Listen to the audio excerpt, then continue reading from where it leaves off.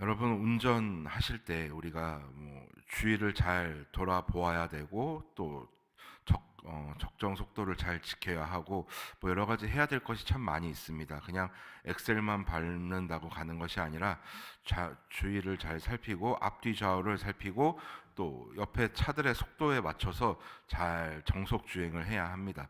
그리고 무엇보다 중요한 것은 차선을 잘 지키는 것입니다. 핸들을 함부로 꺾었다가는 여기서 문제가 되는 것이 뭐냐면, 나만 다치는 것이 아니라 나의 그 운전 미숙으로 누군가의 재산과 생명을 다치게 할 수 있다라는 것입니다. 재산을 또 고장나게 할 수 있고, 그 자동차를 고장나게 할 수 있고, 또 타인의 생명에 또 위협을 가할 수 있다는 것이 문제가 되는 것입니다. 그래서 우리가 그 운전을 할 때 많이 듣는 말이, 나만 잘해서는 되는 게 아니다라는 말을 많이 듣잖아요. 내가 아무리 운전을 정속 주행을 하고 핸들을 똑바로 하고 차선을 잘 지켜서 간다 하더라도 누군가가 함부로 운전을 하고 핸들을 꺾으면 사고가 나게 되어 있습니다. 그래서 운전은 그래서 조심히 해야 되는 것이고 또 위험하기도 한 것입니다. 여러분, 늘 안전운전 하시길 바랍니다.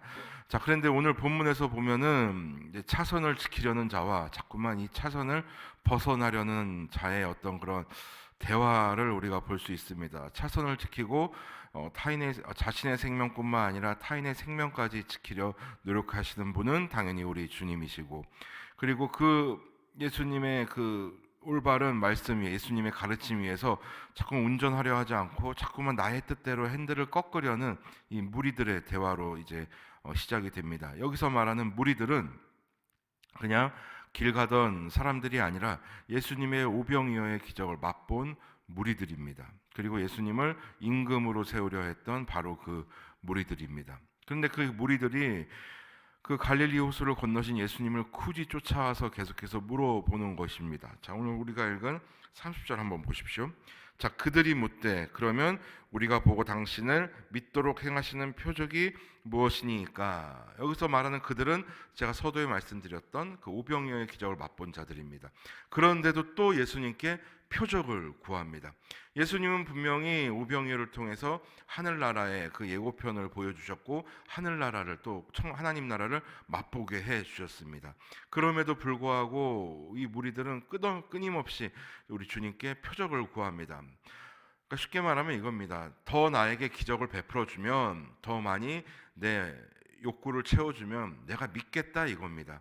그러니까 예수님의 어떤 자기들을 향한 어떤 행동을 더 보여주면 내가 믿겠다라는, 마치 선심 쓰듯이 그런 마음으로 예수님께 접근을 했겠지요. 자, 그래서 계속해서 그들은 묻습니다. 자, 31절 기록된 바 하늘에서 그들에게 떡을 주어 먹게 하였다 함과 같이 우리 조상들은 광야에서 만나를 먹었나이다. 자, 이들이 말하는 것은 그 구약에서 그 광야 시대 이스라엘 민족들 자신의 조상들이 먹었던 만나에 대해서 이야기합니다. 광야에서 모세는 만나를 주었습니다. 떡을 주었습니다. 먹을 걸 주었습니다. 그럼 당신도 우리에게 먹을 것을 주실 수 있습니까? 우리를 더욱더 풍요롭게 해줄 수 있습니까? 어떤 그런 물질적인 것, 그런 외형적인 것을 예수님께 구하고 있는 것입니다. 자꾸만 차선을 탈선하려고 하고 있습니다. 그러니 이제 사고가 나려고 하는 것이죠. 여기서 제가 말씀드린 사고는 자신들의 그 멸망에 대해서 자꾸만 그 멸망을 향해 가려고 그렇게 애를 쓰고 있습니다. 자, 그래서 그들의 대답에 예수님은 당신의 그 차선을 지키기 위해서, 그 구원의 노선을 지키시기 위해서 끊임없이 그들의 대화에 응해 주시고 올바른 가르침을 주십니다. 자, 32절 보십시오. 예수께서 이르시되 내가 진실로 두 번 말씀하셨습니다. 내가 진짜 다시 한번 너희들에게 강조하는데, 자, 너희에게 이르노니 모세가 너희에게 하늘로부터 떡을 준 것이 아니라, 자, 똑바로 알아들어라. 모세가 준 것이 아니다라고 얘기합니다. 너희는 모세가 준 것으로 알고 있지만 그 떡의 출처는 모세로부터 온 것이 절대 아니다라고 얘기합니다. 내 아버지께서 너희에게 하늘로부터 참 떡을 주시나니, 너희들이 구약을 통해서 율법을 통해서 알고 있는 하나님께서 너희에게 참떡을 주실 것이고 너희들의 조상 역시 먹었던 그 만나는 단순히 입으로 들어가는 몸의 양식일 뿐만 아니라 하나님의 말씀을 표시하는 그러한 신호이기도 하였다라는 예수님의 그 가르침이시죠. 그 만나의 의미는 여러분들 우리가 만나를 광야 시대 때 그 이스라엘 백성들이 먹었던 만나의 의미는 하나님의 말씀 아니겠습니까? 날마다 우리가 먹어야 하고 우리가 그 먹은 말씀을 묵상해야 하고 또 잘 소화시켜야 하는 것. 자, 그것을 만나를 통해서 하나님의 말씀을 만나를 통해서 알려 주신 것이지요. 자, 33절 계속 보십시오. 하나님의 떡은 하늘에서 내려 세상에 생명을 주는 것이니라. 너희들의 어떤 수명 연장을 위한 그 만나가 아니라 진정한 너희들의 영혼의 그 생명을 위해서, 그러니까 영원한 생명을 위해서, 쉽게 말하면 너희들이 멸망하지 않기 위한 생명의 떡이다, 생명의 양식이다라고 예수님은 설명해 주십니다. 그러나 예수님은 이렇게 설명해 주시면서 동시에 또 탄식도 하시죠. 자, 35절 보십시오. 예수께서 이르시되 나는 생명의 떡이니 내게 오는 자는 결코 줄이지 아니할 터이요 나를 믿는 자는 영원히 목마르지 아니하리라. 예수님께서는 그 사마리아 여인을 만나시면서 이런 말씀을 하셨죠. 내가 주는 생수는 영원히 목마르지 아니할 것이다 라고 예수님은 이미 가르쳐 주셨죠. 자, 이렇게 예수님께서 하신 이 예수님의 가르침은 지금 새로운 가르침을, 새로운 말씀을 하는 것이 아니라 이미 예전부터 쭉 이 무리들을 향해서 하셨던 말씀이고 하셨던 가르침이고 또 본인께서 삶으로 보여주셨던 그런 내용들입니다. 자, 그러나 36절 보십시오. 그러나 내가 너희에게 이르기를 너희는 나를 보고도 믿지 않은도다 하였느니라.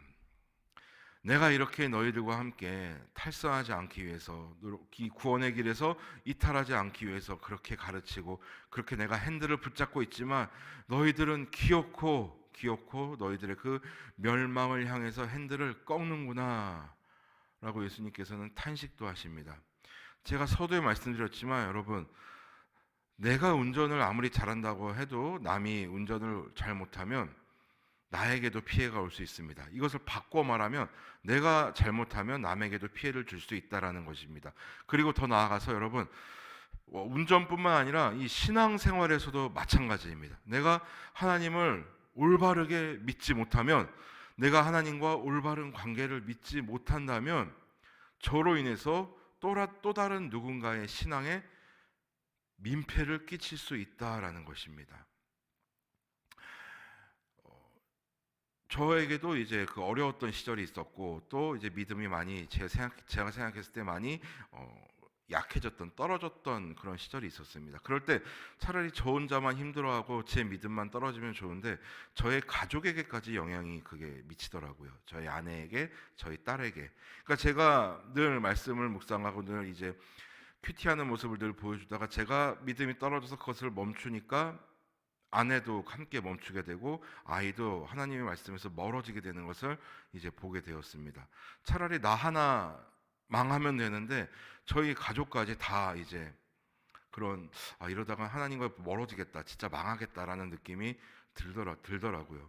그래서 이 신앙생활은 나와 하나님과의 관계를 올바르게 해야만 내 주위에 있는 사람들에게 신앙의 어떤 그런 민폐를 끼치지 않겠구나라는 것을 느끼게 되었습니다. 여러분들, 이 무리들이 그 올바른 신앙을 갖지 않음으로 인해서 어떤 일을 저질렀습니까? 예수님을 십자가에 못 박았지요. 뿐만 아니라 이 잘못된 믿음으로 인해서 서로가 서로에게 올바른 구원의 모범을 보여주지 못했을 것입니다. 그래서 예수님은 분명히 우리에게 말씀해 주십니다. 자, 37절 보십시오. 아버지께서 내게 주시는 자는 다 내게로 올 것이요 내게 오는 자는 내가 결코 내쫓지 아니하리라. 내가 다시 한번 말하는데, 내게 주시는 자는, 아버지께서 내게 주시는 자는 나에게 붙어 있을 것이고 나에게 붙어 있는 자는 결코 내가 내쫓지 아니하리라. 내 차에 탑승하는 자들은 결코 사고가 나지 않을 것이고 이 구원의 길에서 탈승하지 않을 것이다라고 예수님은 다시 한번 구원의 그 주체자 되시는 예수님께서 다시 한번 강조하십니다. 여러분, 이 무리들은 참 우리가 생각하기에 부럽지 않습니까? 예수님의 가르침을 직접 들은 자들입니다. 예수님과 동시대를 살아갔던 자들입니다. 그러나 그것이 은혜인 줄 모르고 그것이 하나님의 복인 줄 모르고 예수님과 지금 엉뚱한 길을 가고 있습니다. 자, 39절 보십시오. 나를 보내신 이의 뜻은 내게 주신 자를 죄송합니다. 자 중에 내가 하나도 잃어버리지 아니하고 마지막 날에 다시 살리는 이것이니라. 자, 예수님께서는 분명히 여기서 부활의 그 약속을 하십니다. 그러니까 예수님께서는 부활하시고 나서 부활을 나 부활했다, 너희들도 부활할 것이다 이렇게 가르쳐 주신 것이 아니라 끊임없이 당신의 그 행적을 통해서 다시 살아날 것에 대한 부활에 대한 소망을 품게 하셨습니다. 40절 보십시오. 내 아버지의 뜻은 아들을 보고 믿는 자마다 영생을 얻는 이것이니 마지막 날에는 내가 이를 다시 살리리라 하시니라. 다시 한번 강조하시죠. 마지막 날에 다시 한번 살리리라. 하나님의 그 심판의 날에 너희들은 무죄로 선고가 될 것이다 라는 예수님의 가르침입니다.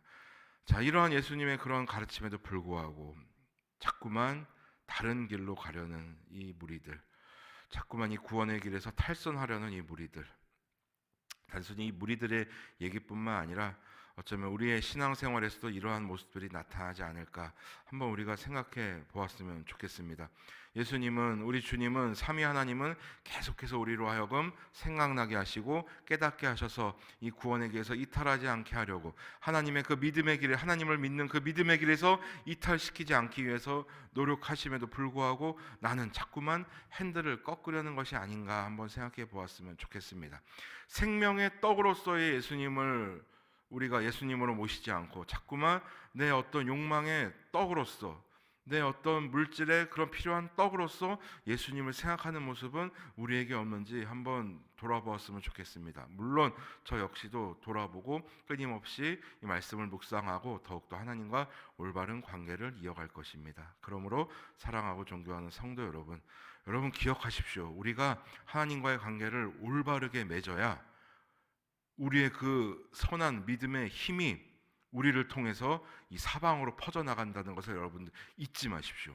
바꿔 말하면 우리가 하나님과 올바른 관계를 맺지 못한다면 그 안 좋은 영향이 또 흘러간다는 것을 여러분 기억하시길 바랍니다. 여러분 어떠한 힘을 흘려 보내시겠습니까?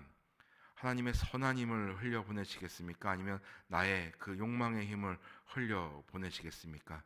바라기는 우리의 남은 일평생이 하나님과의 올바른 관계를 맺음으로 인해서 구원의 길에서 이탈하지 않음으로 인해서 나의 어떤 그런 영생뿐만 아니라 우리 공동체 그 영생에도 좋은 영향을 미쳤으면 좋겠습니다. 우리의 일평생이 그렇게 사용되었으면 좋겠습니다. 나로 인해서 내 인생뿐만 아니라 내 가정이, 우리 교회가, 또 내 직장이, 내 학교가, 또 내가 속해 있는 곳이, 그렇게 내가 속해 있는 곳에 그런 하나님의 선한 힘이 흘러 들어가는 삶으로 우리가 사용되었으면 좋겠습니다. 우리가 그러한 삶을 살아갈 때 우리 삼위 하나님은 더욱더 우리의 삶을 귀하게 다듬어 주실 것이고, 또 우리로 인해서 우리 공동체를, 우리 교회를, 우리 가정을 더욱더 아름다운 하나님의 나라로 다듬어 가 주실 것입니다. 우리 그러한 복된 삶을 살아가는, 그러한 삶을 결단하는 저와 우리 모두가 되시기를 주님의 이름으로 소원합니다.